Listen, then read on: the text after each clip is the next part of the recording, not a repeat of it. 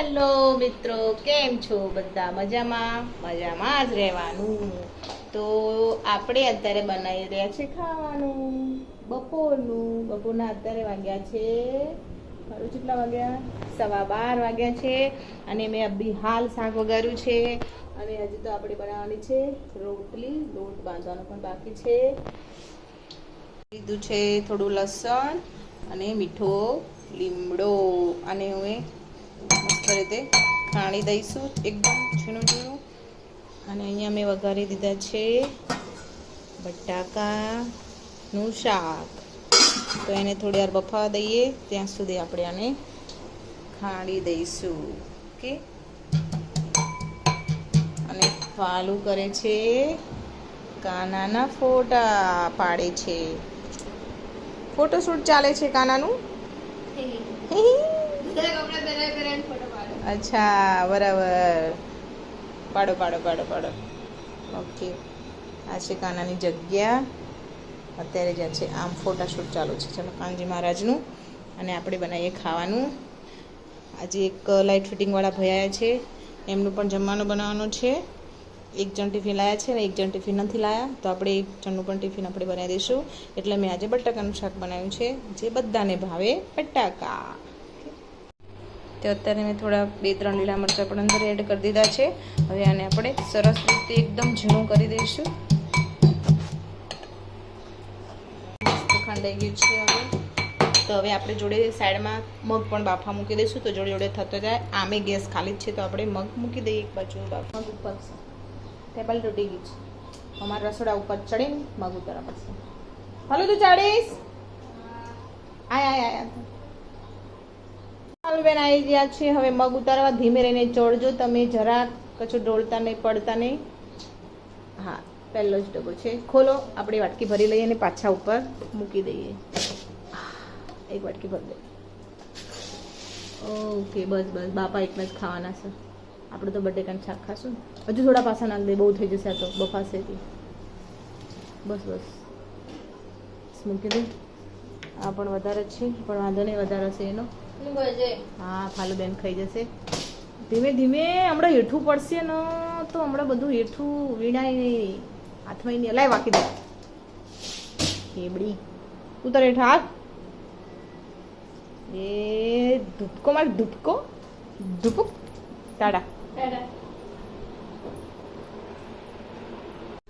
તો અત્યારે આપણે મગ પણ ચડાવી દીધા છે, અને લસણવાળું મરચું પણ સરસ રીતે ખંડાઈ ગયું છે. તો હવે આપણે શાકને જોઈ લઈએ. ગરમ થઈ ગયું છે આ થોડું. ઓકે, આપણે શાકને હલાવી દઈએ.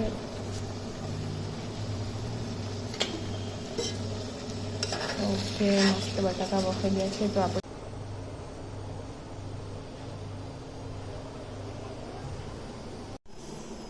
શાક આપણું થઈ ગયું છે રેડી. ધનિયા પણ નાખી દીધા છે આપણે. વાવ, ખુશ્બુ તો બહુ મસ્ત આવે છે.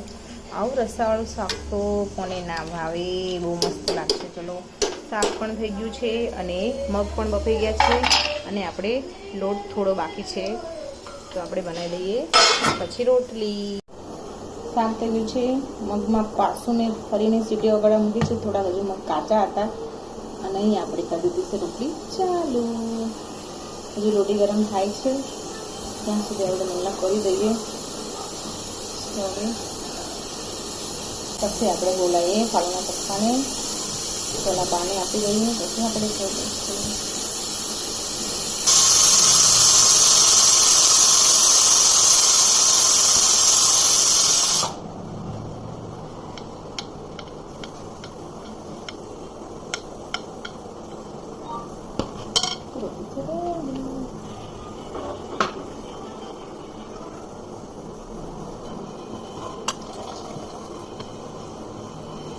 થોડી જાડી રોટલી બનાવશું, કારણ કે આજે પેલા માણસને ખાવાનું છે ને, એટલે પડતી રોટલી બચારાના આધારે અને મને લાગે કે જેટલી રોટલી ખાધી, એટલે થોડીક જાડી રોટલી બનાવશું આજે.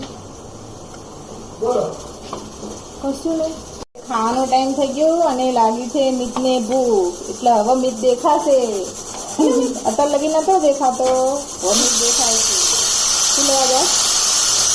હા, ગરમ થઈ જાય.